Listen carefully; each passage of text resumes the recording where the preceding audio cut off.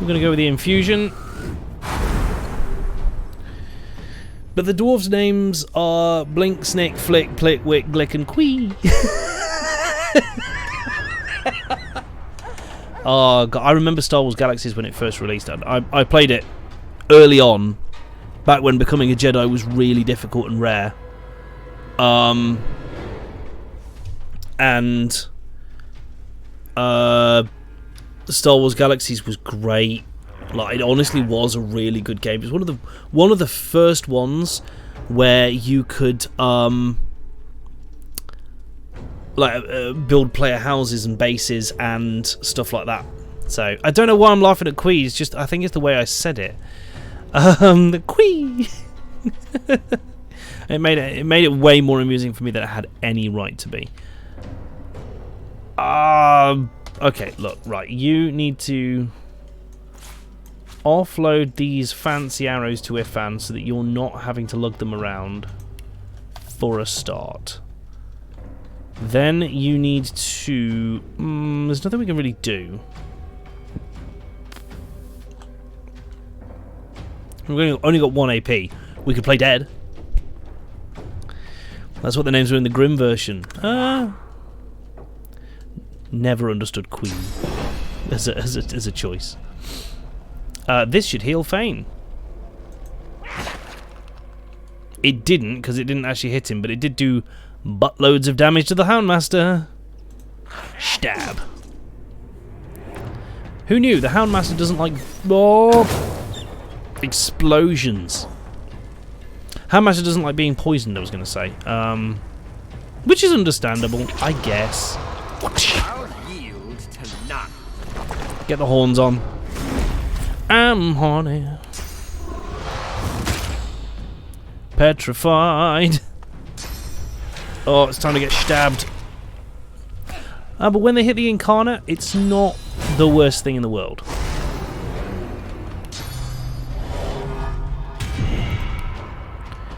Give me a poison arrow that hits all of them. Yep, there we go. Fane is poisoned and healing. I love it. I can damage, because we've got undead, we can damage the enemies and heal our friendlies at the same time by using poison attacks. It's just nice to be able to do all of that at once, you know? Ooh, bada boom. Yeah, that got the source hand down. And yes, I know it was a summon, so if I'd killed the Houndmaster it probably would have died anyway, but I just took the easy route, I'm not gonna lie. Let's add some fire into the mix.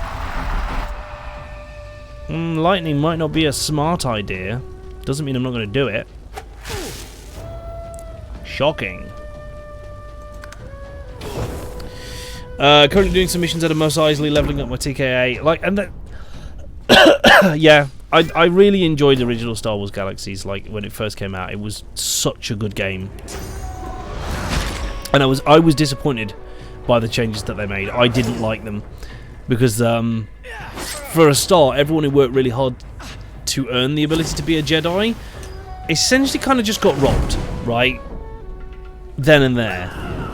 Fane's burned again. Damn, these archers do a lot of damage. Look at that. Ugh. Okay, kill him. Good.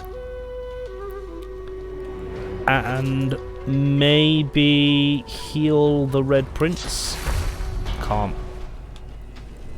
Okay, we'll get over here then so you can help against these archers. New Lego Star Wars drops soon, does it? Uh-oh. You on about the first time we got screwed or the second time? Yes. Because both were arguably awful. You just used battering ram on that oil barrel. I mean, as choices go, that was a choice.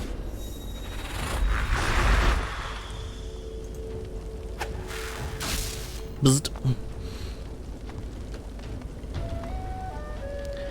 I need to heal some people.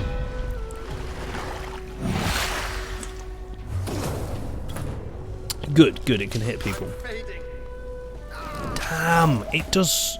They do so much damage. And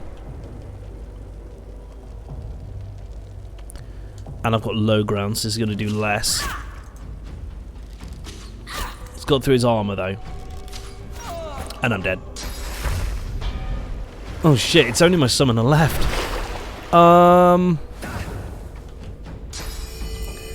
That's not ideal. But if I keep reversing and throwing down totems, I might be able to do this. Okay, what's he got? Has he got any regular armor? Yes, loads of it, so go with fire.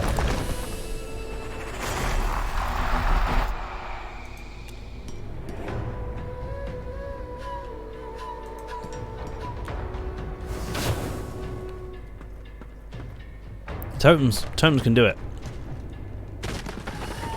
As long as they don't... Oh no, the fire's run out. Shit. It's okay guys, we've got this. We do not got this.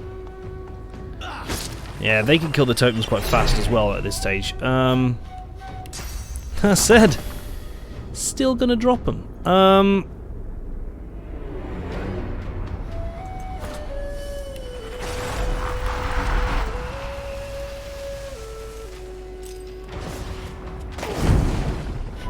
Fire! Bomb fire! Oh crap, he's caught up.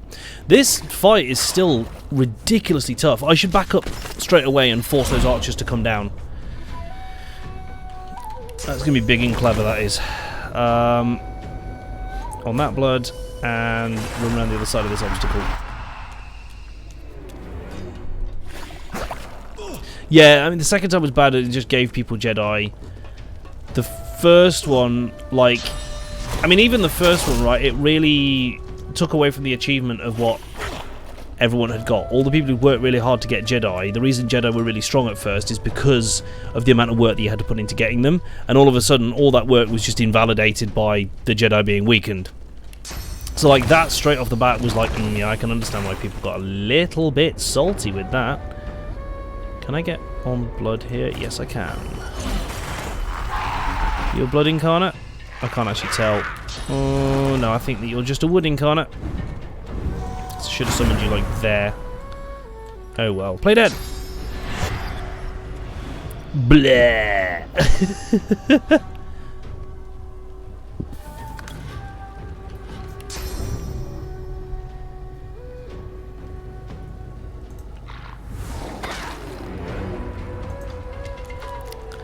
Run up to this guy. That totem's going down, isn't it? Oh, jeez.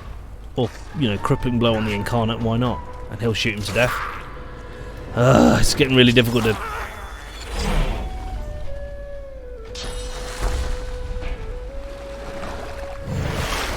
Man, yeah, I spent ages in that Star Wars Galaxies, Spike, being a droid engineer. I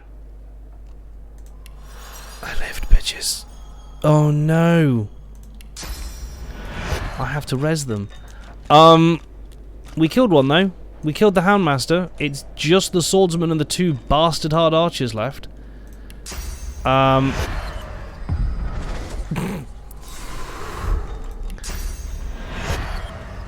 Good thing we got all those res scrolls, isn't it?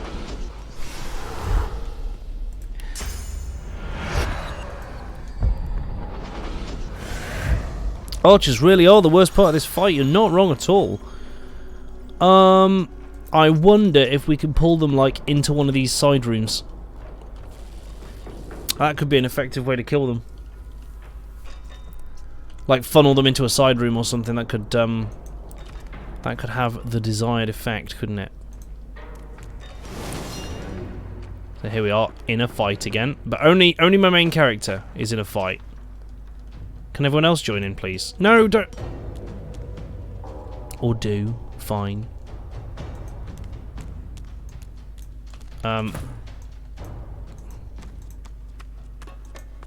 Yeah, see, these guys aren't in combat. You're in for a surprise when you come round that corner. Hi! Oh, shit! Ow. I should have got further around the corner. In fact, I still could... Couldn't I?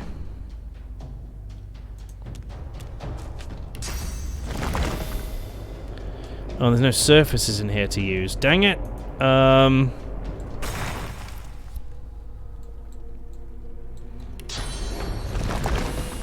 Just totem then.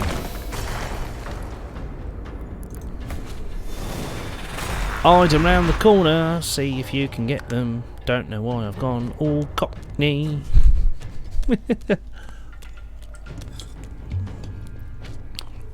Come in. Come on in. Oh shit, no, no, not like that. Ow. Damn it, 2 of them are crippled, now they can't move out of the way. Prepare yourself. Bloody arrows. Right, maybe focus down the swords, bro, this time. I can teleport. Even if I can't move, I can teleport. That's good to know. Can't make him into a chicken though, can I? Little chicken man.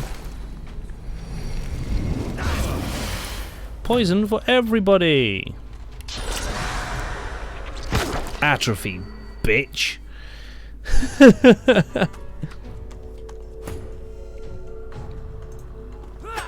More stabbings, good. That's a lot of damage. That is a lot of damage. Oh, they can shoot through the door. I thought this might be solid. Turns out, it was not. Oh, no ricochet. Not close enough. Good. Now you are.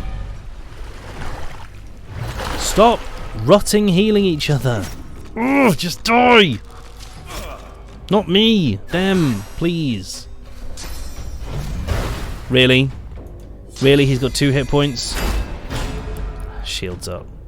Would you please just die? Please. It's not a complex request or anything. It's just lie down and stop breathing. That's all. Oh, it takes offence to that, I do, Governor. Excuse me, mister. Can you spare 6pence?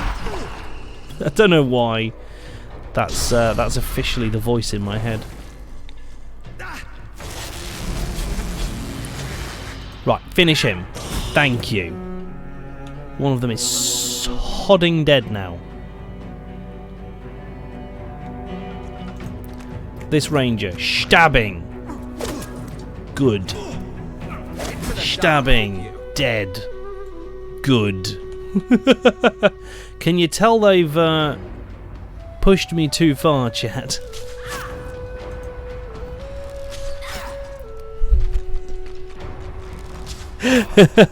Finish him. Galaxies looks very AO-like. They were about the same time, yes. They were very much about the same time. Anarchy Online and Galaxies about the same time. And arguably, they both had... let's not even pull the punches. They both had bad launches. They really did. But certainly by modern... certainly sort of by modern standards, and don't get me wrong, we still see games released these days with bugs, right? But honestly, look back. Back before the days when patches for games were readily available via handy launchers like Steam, if a game released with a bug, it was probably going to have that bug for a long time. Now, MMOs were a bit of a difference. Yeah, so Cyberpunk is a prime example of it still going wrong now. But MMOs were kind of one of the first kinds of game that started to escape from that, because they were online, and they tended to use a launcher that updated every time you played. It was like kind of one of the first times that we really saw games that got regular updates, regular balance updates and patches and stuff like that. So that was very interesting to see that sort of starting to change in that way. And get around the corner. But yeah, like there were so many games that got launched, the massive queues, absolutely full of bugs. And if those have, I tell you what, if we had a launch like AO today, it'd be another Cyberpunk. If Anarchy Online was launched today, and was in the same sort of state as it was when it launched originally, it would be a Cyberpunk level failure, almost guaranteed. But back at that stage in gaming, we we weren't as spoiled as we are these days, I guess. So we just kind of we accept it in some cases, like, there's a bug. It's just a quirk of the game, really, isn't it? It's funny. I remember a whole really, really funny page of, I think it was literally entitled something like Remember When, which was the whole page for Anarchy Online of Remember When This Happened, and it was just all the bugs it was launched with. It was hilarious. And yeah, absolutely, if you look at them and they happen these days, you'd be like, what the hell?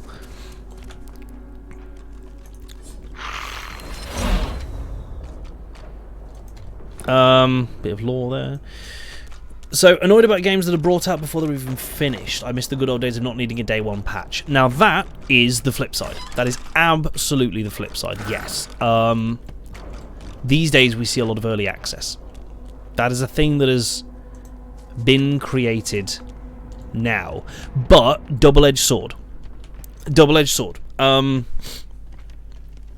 I don't know if it was being young and not caring or ignorance of not having everyone talking about it, but I really don't remember bugs in early games of childhood.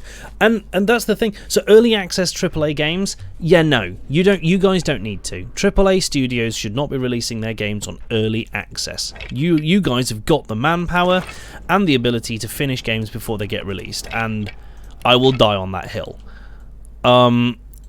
But early access is often the only way that some indie developers can see a game through to full production. And that's okay. That's okay, because honestly, a lot of the games that we see now and a lot of the interesting things we see in games, the new stuff that gets added happens by indie developers, and many of them wouldn't be able to develop those games or release them if they weren't able to do early access to keep themselves afloat, just to earn the money to keep themselves afloat whilst they finish producing the game. So it really does become kind of a double-edged sword. I think absolutely AAA studios releasing games on early access, like if you don't need it, the only reason you should need to be doing early access is if your development studio is going to go under before you manage to release the game. I would say if you look at it and go, we can't finish this game before the money runs out, let's do an early access release and let those who want to support the game do so. But there's other ways to go about it as well. You could kickstart. A lot of developers use Kickstarter, and that's an acceptable alternative to early access. If you are doing it because you want community feedback on your game that you're going to use in the development of your game, do an open or closed beta, and don't require your players to have bought the game to take part in that. Like, that's the same as early access. Like, how does something like Dwarf Fortress coming to Steam fit in your description then? I mean, Dwarf Fortress is one of those games that is in an eternal form of early access. I don't think it counts as early access anymore, but we call it that almost because it's funny. They're absolutely not going under without the money. They're not going under without the money at all. There is also a certain thing to be said about those kind of games. Some games are perpetually in early access. Star Citizen. Terrible cough. The interesting thing about Star Citizen is back when it first started being advertised and people first started talking about it, a lot of people were saying it's vaporware, it's never going to happen, it's a scam, nothing is going to happen. The interesting thing about Star Citizen is that they do still keep releasing content. There are people playing on alpha builds and beta builds, as far as I'm aware, where things do keep getting added and improvements do keep getting made. And it's really weird that work is clearly going on that game, but it still won't get released until at least 2062. Like, that's the feeling at the moment, and it's really weird. Usually with games like that, we see one of two things happen. Either they actually do happen and they get released, or they really quickly fade into vaporware and they're just never heard from again. And then, people who've invested either get their money back or don't, and stuff comes of that. But like with Star Citizen, the thing is, we have been seeing things happen. We see development happen and playable builds occurring.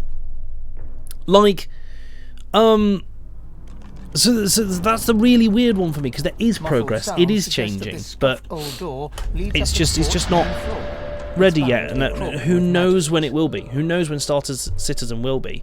And so it's interesting that you mentioned Duke Nukem Forever, because Duke Nukem Forever had a 12-year development cycle. Way longer than it should have. Now, part of that was they kept changing their mind over what they wanted to do. I believe the actual studio got reacquired like 2 or 3 times during that time. Modan999, thank you so much for the follow. Jump in the toolbox, grab yourself a drink, and let's play some games. We're discussing early access games and whether they're okay, what situations they're okay in. What are your feelings? That's to all of chat, by the way, not just specifically aimed at Modan. Sorry, I'm not kind of trying to call you out. Hi there, answer this question. Welcome to the community. But I think Duke Nukem Forever suffered for so many reasons, and part of that was because it was developed over the course of 12 years. You can actually, I've played through it. I played through it twice actually. Don't know why. Don't know why the second time. I was hoping I might eke some good out of it, but there just wasn't any there to be found. Big problem with Duke Nukem Forever is as you play through it, you can actually see the 12 years over which it was developed. And all of the things that happened during those 12 years, the developers decided, let's parody this. Fight on the show. Oh, with the elf scion. Maybe it's a bad idea. Yes, I remember that one. Good. Oops. Well, I summoned a thing. Hey, buddy. Sadomasochism, that. Yeah, so you can see throughout its 12-year development cycle where other things happened in other games, and they were parodied. And the thing is, it results or parodied or used because some developer went, oh, that's a great idea, it's working really well for that game, we'll put it into our game. But unfortunately, because they did it with so many different things from so many different games, none of those things meshed well together. They took a Duke Nukem game and made it so you can only carry 2 guns at a time. Like, why did you do that? You know, Duke Nukem 3D was I hesitate to say an amazing game in the modern day, but at the time it was an incredible game. And let's go to the square and find the boat again. Where was it? Up here. So like but in that game you could hold every gun, you could carry every single gun and every single ammo type, and it was silly and crazy and it was ridiculous, and that was the whole point. I feel like the Serious Sam games are better Duke Nukem games than Duke Nukem Forever. The only thing about the Duke Nukem game that was slightly annoying was the DLC was better than the main game. What do you mean the only thing? If you're talking about Duke Nukem Forever, there were so many thousands of things that were just wrong with Duke Nukem Forever. Not only was its development like a 12-year absolute fustercluck, but many of the choices made by the designers of that game were made in the 1950s. That's just my opinion, man. I'm going to see if we can wash this poison off so that the rest of our characters can run through without constantly needing help. Whoop. Got it. Many of the decisions, like, don't get me wrong, Duke Nukem has always been like a bastion of machismo. Don't know how you actually meant to pronounce that. That's weird. But the misogyny just went to another level in that game, like a ridiculous level.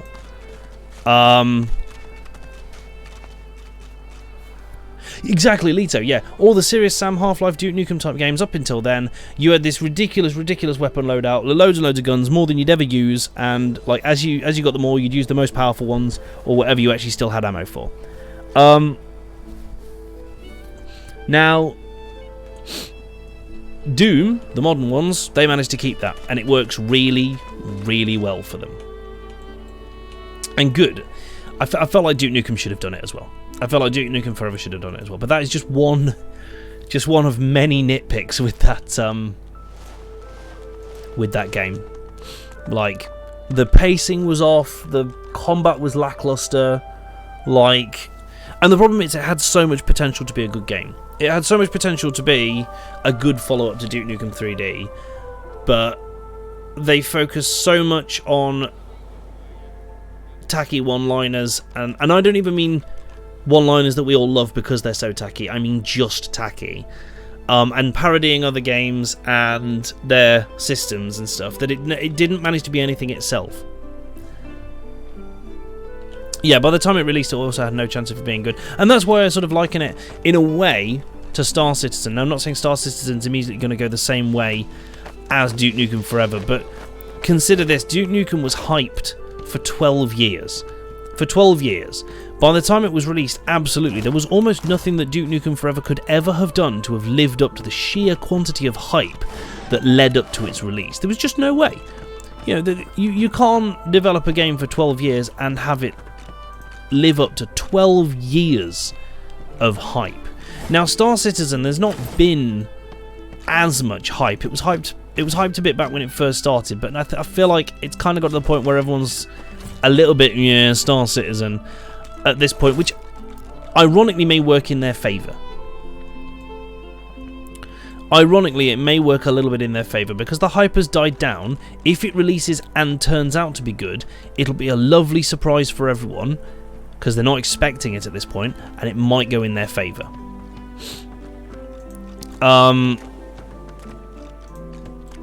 But in any case, it'll be painted as a fluke. It'll be written off as an absolute fluke. It won't be a roaring success, I don't think. I don't know, maybe that's just me. Maybe it's just like my opinion, man, but alright, so this fight was really hard last time, but we've gained some levels and some equipment, so morning, campers. No. We've already seen this. I warn you. Tell me where. Make your presence known. Planning an ambush with this scion, were you? Hardly an ambush. The witch don't fool me. I tell you. Store the evolutions. You. Bossa. The scion trick. No. No more chances. Okay. I mean, she's nails hot. From what I've seen, there's a lot of open and empty space. Yeah, still. And they're adding more, but that's the thing. That's why I say it's really interesting, because we have seen improvement. Like, progress. Regularly as well, from what I understand. Like, there has been regular progress and improvement on the build that they're putting together, which just it leaves me completely flabbergasted as to, like, where is this going? Like, where will it get to? Ow! Oh, Thane, mate, how's your face? Grab some blood arrows. Encourage those in range. It has raised millions. It has absolutely raised millions, and that's another issue that they've got, right? It's raised millions, but a lot of that money has been put into just keeping that development studio afloat, right? Because it's been so long. Not because they're making any stupid decisions on the amount of money they're spending on keeping a development studio afloat, but just to keep running a development studio for that long costs a certain amount of money. So a lot of money that they've raised towards Star Citizen has just been spent on keeping the lights on. But here's the thing, the amount that's been put into it is pretty public, relatively. It's not difficult for a person to start figuring out how much money potential fans of the series have put into it. And it's never going to live up to the amount of money that's been spent on the game, because not all of it has been spent on it, if that makes sense. So, and another reason why I think it's going to struggle to be everything that it's hoping to be.